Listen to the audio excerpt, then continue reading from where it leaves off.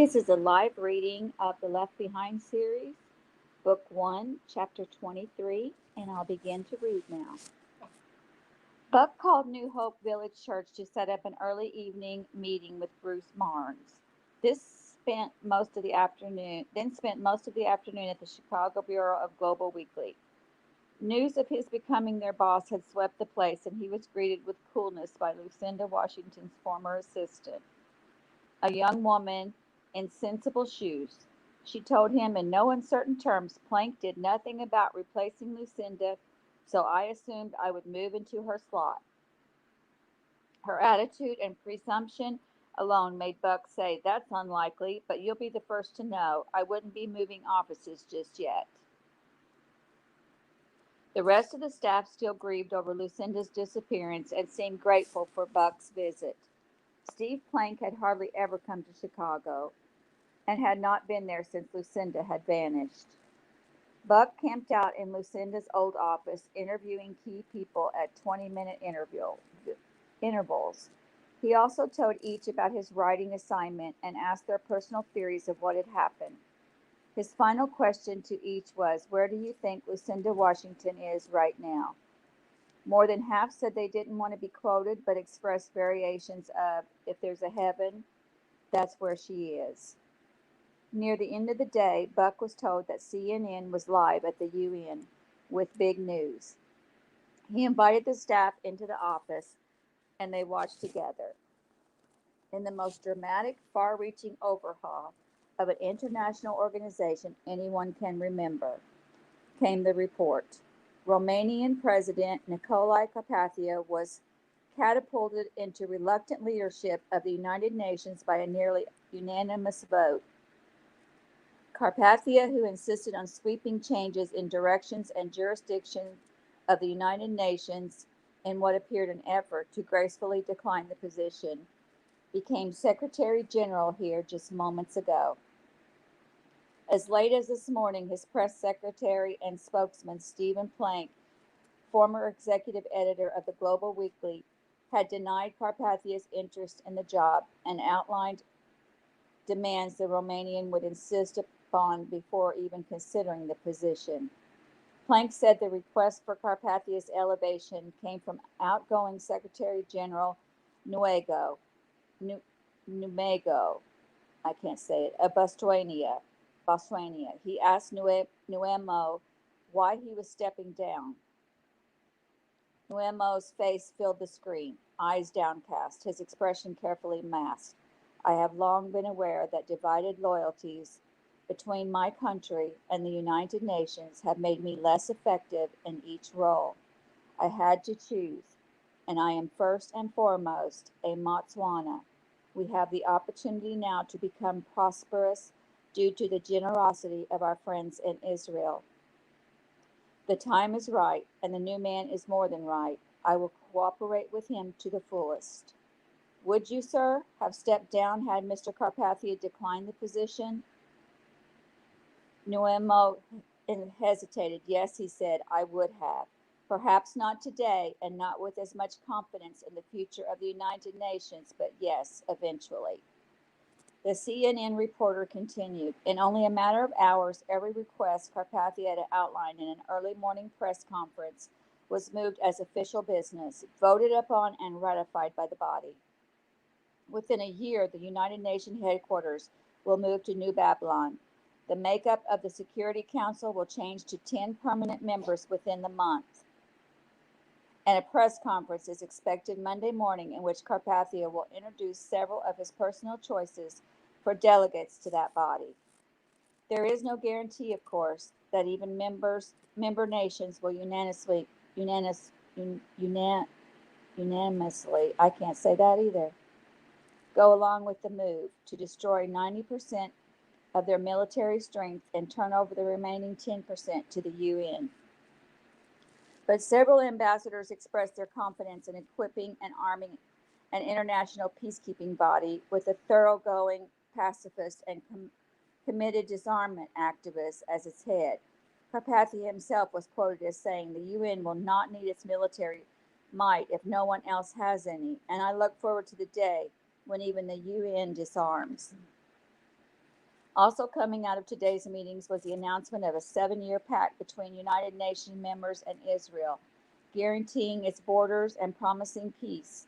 In exchange, Israel will allow the UN to selectively franchise the use of the fertilizer formula developed by Nobel Prize winner Dr. Chaim Rosenzweig, which makes desert sands tillable and has made Israel a top exporter.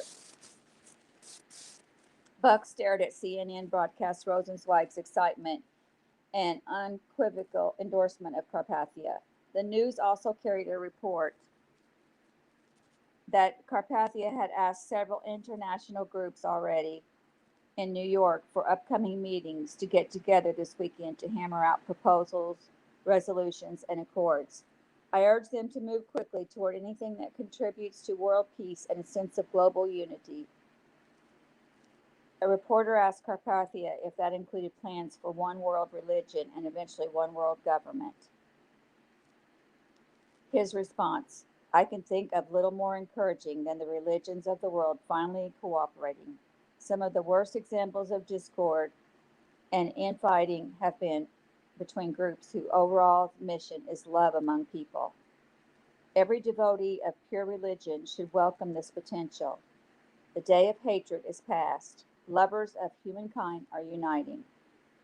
The CNN anchor continued. Among other developments today, there are rumors of the organization of groups espousing one world government. Carpathia was asked if he aspired to a position of leadership in such an organization. Carpathia looked directly into the network pool camera and with moist eyes and thick voice said, I am overwhelmed to have been asked to serve as Secretary General of the United Nations. I aspire to nothing else. While the idea of one world government resonates deep within me, I can say only that there are many more qualified candidates to lead such a venture. It would be my privilege to serve in any way I am asked, and while I do not see myself in the leadership role, I will commit the resources of the United Nations to such an effort, if asked.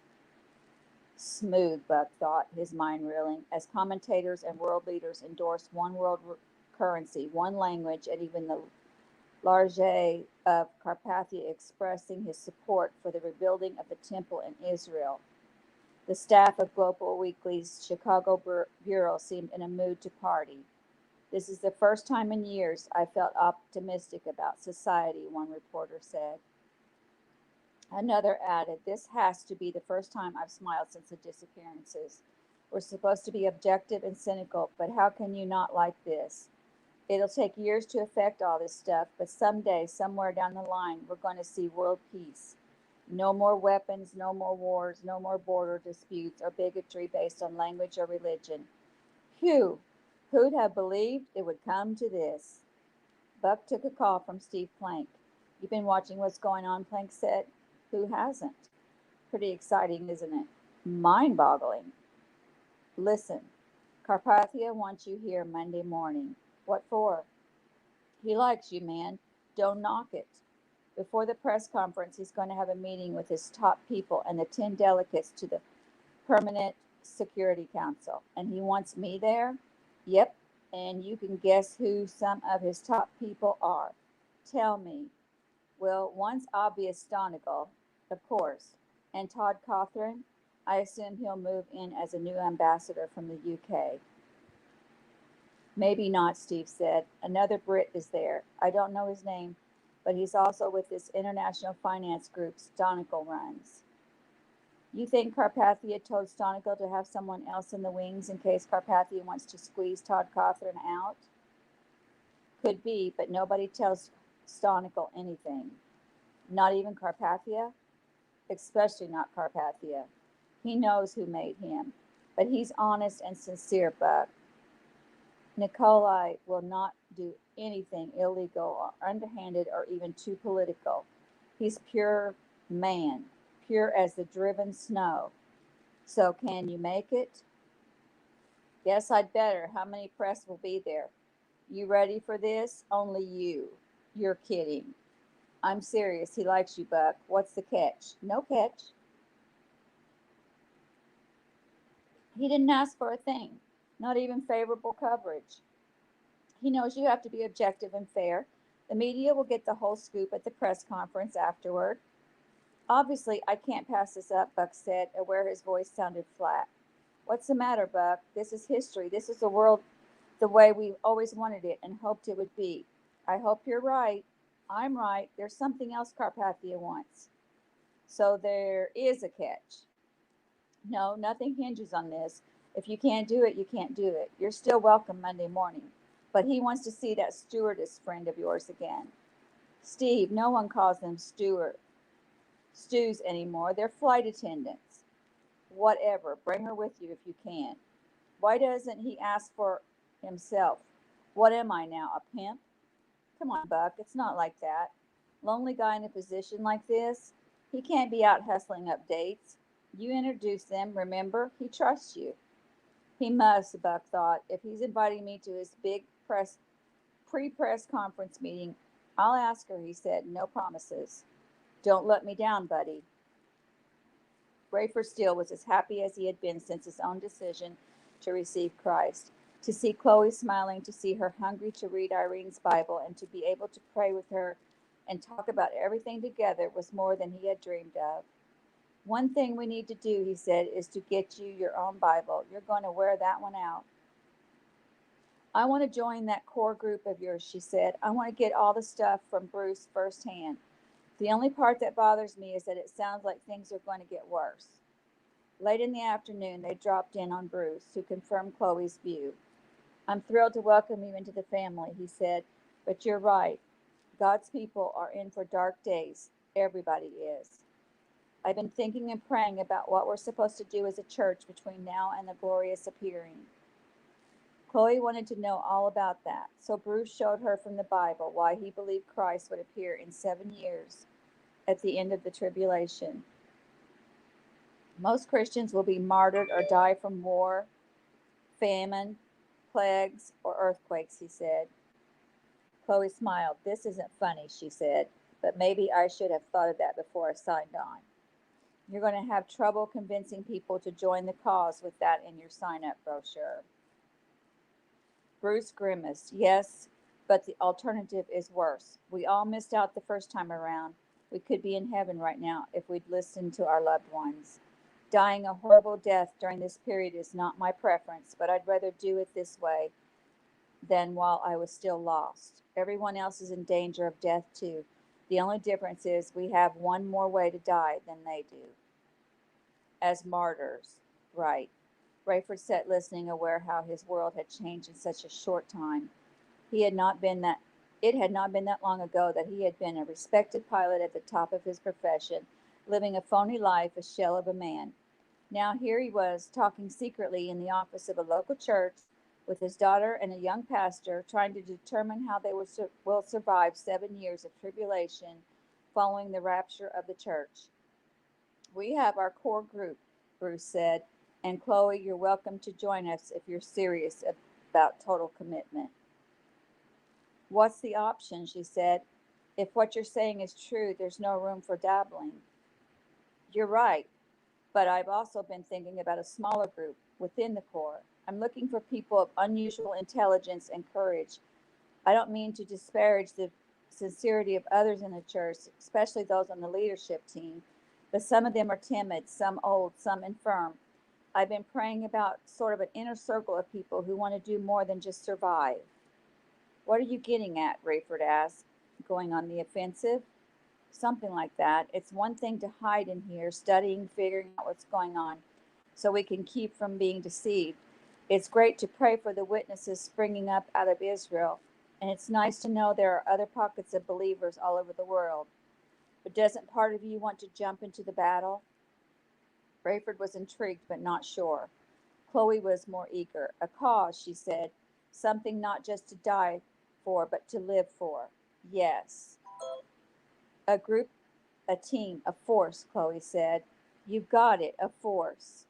Chloe's eyes were bright with interest. Rayford loved her youth and her eagerness to commit to a cause that to her was only hours old. And what is it you call this period? She asked. The tribulation, Bruce said. So your little group inside the group, a sort of Green Berets, would be your tribulation force. Tribulation Force, Bruce said, looking at Rayford and rising to scribble it on his flip chart. I like it. Make no mistake, it won't be fun. It would be the most dangerous cause a person could ever join. We would study, prepare, and speak out. When it becomes obvious who the Antichrist is, the false prophet, the evil counterfeit religion, we'll have to oppose them, speak out against them. We would be targeted. Christians content to hide in basements with their Bibles might escape everything but earthquakes and wars, but we will be vulnerable to everything. There will come a time, Chloe, that followers of Antichrist will be required to bear the sign of the beast. There are all kinds of theories on what form that might take, from a tattoo to a stamp on the forehead that might be detected only under infrared light. But obviously, we would refuse to bear that mark. That very act of defiance will be a mark in itself. We will be the naked ones, the ones devoid of the protection of belonging to the majority. You still want to be part of the tribulation force? Rayford nodded and smiled at his daughter's firm reply. I wouldn't miss it. 2 hours after the Steeles had left, Buck Williams parked his rental car in front of New Hope Village Church in Mount Prospect, Illinois. He had a sense of destiny tinged with fear. Who would this Bruce Barnes be?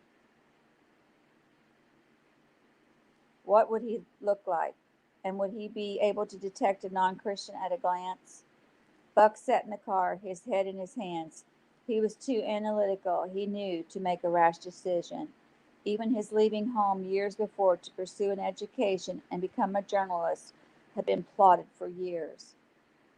To his family, it came like a thunderbolt, but to young Cameron Williams, it was a logical next step, a part of his long-range plan. Where Buck sat now was not part of any plan.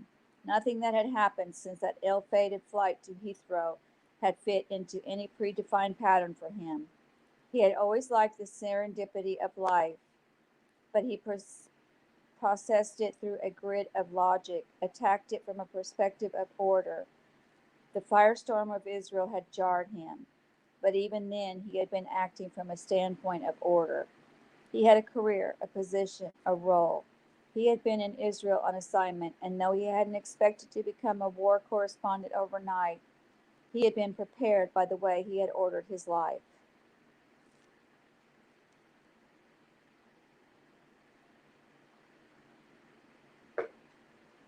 But nothing had prepared him for the disappearances or for the violent deaths of his friends.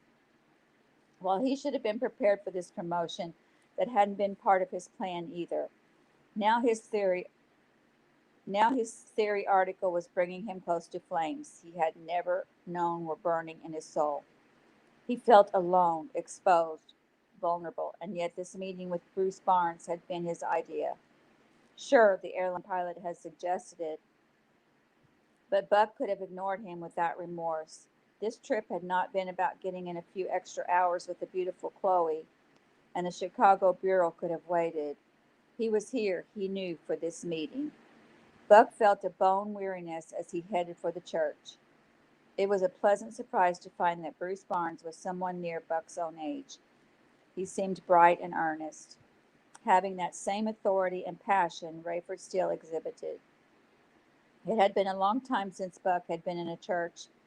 This one seemed fairly new and modern, neat, and efficient. He and the young pastor met in a modest office.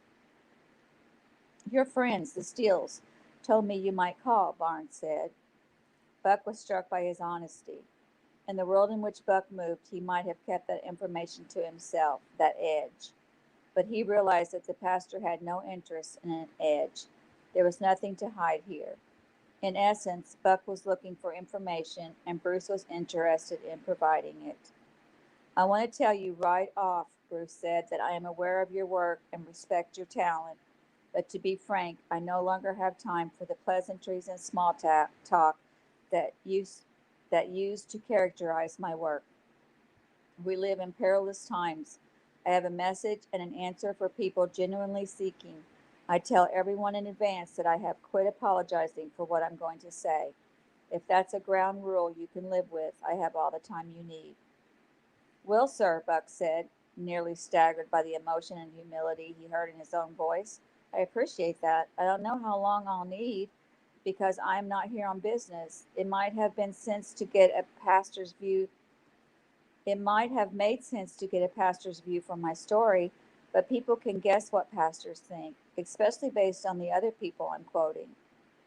Like Captain Steele? Buck nodded.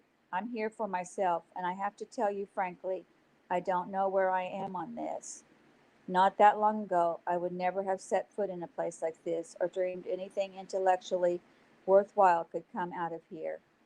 I know that wasn't exactly journalistically fair of me, but as long as you're being honest, I will be too.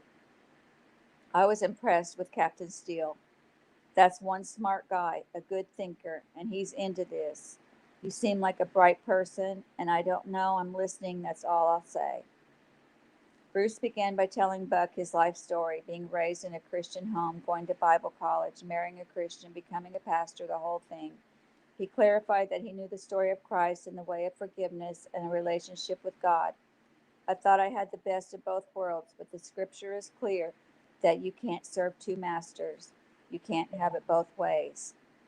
I discovered that truth in the severest way, and he told of losing his family and friends, everyone dear to him. He wept as he spoke. The pain in every bit as great today as it was when it happened, he said. Then Bruce outlined, as Rayford had done, the plan of salvation from beginning to end. Buck grew nervous, anxious. He wanted a break. He interrupted and asked if Bruce wanted to know a little more about him. Sure, Bruce said. Buck told of his own history, concentrating most on the Russia Israel conflict and the roughly 14 months since. I can see, Bruce said at last, that God is trying to get your attention. Well, he's got it, Buck said. I just have to warn you, I'm not an easy sell. All this is interesting and sounds more plausible than ever, but it's just not me to jump into something. Nobody can force you or badger you into this, Mr. Williams. But I must also say again that we live in perilous times. We don't know how much pondering time we have. You sound like Chloe Steele, and she sounds like her father, Bruce said, smiling. And he, I guess, sounds like you. I can see why you all consider this so urgent, but like I say, I understand, Bruce said. If you have the time right now, let me take a different tack. I know you're a bright guy, so you might as well have all the information you need before you leave here. Buck breathed easier. He had feared Bruce was about to pop the question, pushing him to pray the prayer both Rayford Steele and Chloe had talked about.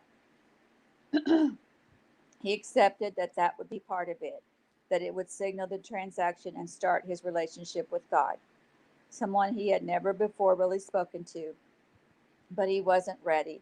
At least he didn't think he was. And he would not be pushed. I don't have to be back in New York until Monday morning, he said, so I'll take as much time tonight as you'll give me. I don't mean to be morbid, Mr. Williams, but I have no family responsibilities anymore. I have a core group meeting tomorrow and church Sunday. You're welcome to attend, but I have enough energy to go to midnight if you do. I'm all yours. Bruce spent the next several hours giving Buck a crash course in prophecy and the end times. Buck had heard much of the information about the rapture and the two witnesses, and he had picked up snippets about the Antichrist. But when Bruce got to the parts about the great one world religion that would spring up, the lying so called peacemaker who would bring bloodshed through war, the Antichrist who would divide the world into 10 kingdoms, Buck's blood ran cold. He fell silent, no longer peppering Bruce with questions or comments. He scribbled notes as fast as he could.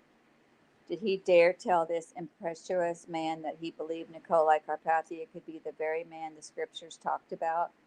Could all this be coincidental?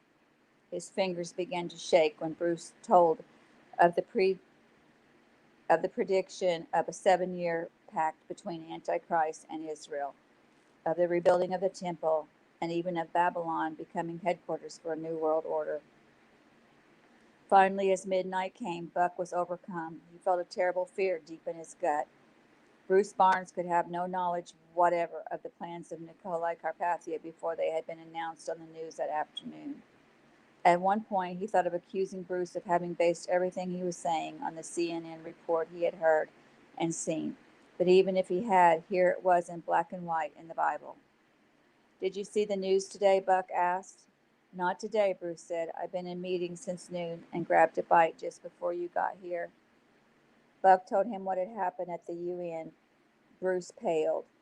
That's why we've been hearing all those clicking sounds on my answering machine, Bruce said. I turned the ringer off on the phone, so the only way you can tell when a call comes in is by the clicking on the answering machine. People are calling to let me know. They do that a lot. We talked about what the Bible says may happen, and when it does, people check in. You think Carpathia is this Antichrist? I don't see how I could come to any other conclusion. But I really believed in this guy. Why not? Most of us did. Self-effacing, interested in the welfare of the people, humble, not looking for power or leadership. But the Antichrist is a deceiver, and he has the power to control men's minds. He can make people see lies as truth. Buck told Bruce of his invitation to the pre-press conferencing meeting. You must not go, Bruce said. I can't not go, Buck said. This is the opportunity of a lifetime. I'm sorry, Bruce said. I have no authority over you. But let me plead with you, warn you about what happens next. The Antichrist will solidify his power with a show of strength. He already has. Yes, but it appears that all these long-range agreements he has been conceded with will take months or years to effect. Now he has to show some potency. What might he do to entrench himself so solidly that no one can oppose him? I don't know. He undoubtedly has ulterior motives for wanting you there. I'm no good to him. You would be if he controlled you, but he doesn't. If he is the evil one the Bible speaks of, there is little he does not have the power to do. I warn you not to go there without protection. A bodyguard? At least. But if Carpathia is the Antichrist, do you want to face him without God? Buck was taken aback. This conversation was bizarre enough without wondering if Bruce was using any means necessary to get him to convert. No doubt it had been a sincere and logical question, yet Buck felt pressured. I see what you mean, he said slowly, but I don't think I'm going to get hypnotized or anything. Mr. Williams, you have to do what you have to do, but I'm pleading with you. If you go into that meeting without God in your life, you will be in the mortal and spiritual danger. He told Buck about his conversation with the Steeles and how they had collectively come up with the idea of a tribulation force. It's a band of serious-minded people who will boldly oppose the Antichrist. I just didn't expect that his identity would become so obvious so soon. The tribulation force stirred something deep within Buck. It took him back to his earliest days as a writer, when he believed he had the power to change the world. He would stay up all hours of the night plotting with his colleagues how they would have the courage and the audacity to stand up to oppression, to big government, to bigotry. He had lost that fire and verve over the years as he won accolades for his writing. He still wanted to do the right things, but he had lost the passion of all for one and one for all philosophy as his talent and celebrity began to outstrip those same colleagues.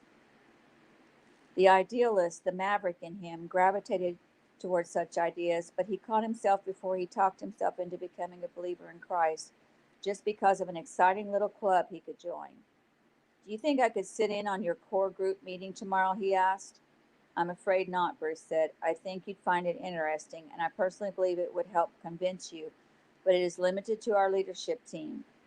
Truth is, I'll be going over with them tomorrow what you and I are talking about tonight, so it would be a rerun for you anyway. In church Sunday? You're very welcome, but I must say it's going to be the same theme I use every Sunday. You've heard it from Ray Steele and you've heard it from me. If hearing it one more time will help, then come on out and see how many seekers and finders there are. If it's anything like the last 2 Sundays, it will be standing room only. Buck stood and stretched. He had kept Bruce long past midnight, and he apologized. No need, Bruce said. This is what I do. Do you know where I can get a Bible? I've got one you can have, Bruce said. The next day, the core group enthusiastically and emotionally welcomed its newest member, Chloe Steele. They spent much of the day studying the news and trying to determine the likelihood of Nikolai Carpathius being the Antichrist. No one could argue otherwise. Bruce told the story of Buck Williams without using his name or mentioning his connection with Rayford and Chloe. Chloe cried silently as the group prayed for his safety and for his soul. And that is the end of chapter 23. And next we will be reading chapter 24. Thank you for joining me. Have a wonderful day, and you're free to go.